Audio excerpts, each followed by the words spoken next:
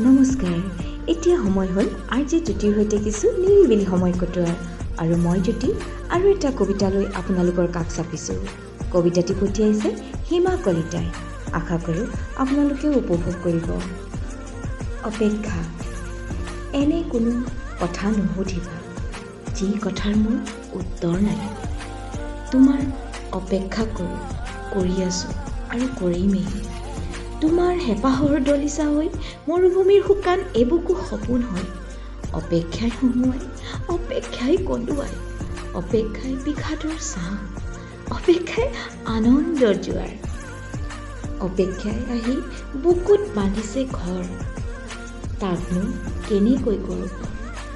মৰীচিকা হৈ বৰ্ণিল ৰংবোৰৰ হেঁপাহেৰে কৰিলোঁ আলিংগন। অপেক্ষা বুকুত ওলোমাই ল'লোঁ। জীৱনৰ সহযাত্ৰী কৰি গুপুতে সম্ভাষণ জনালোঁ যেন এডালি বাঘ জৰী। ধন্যবাদ।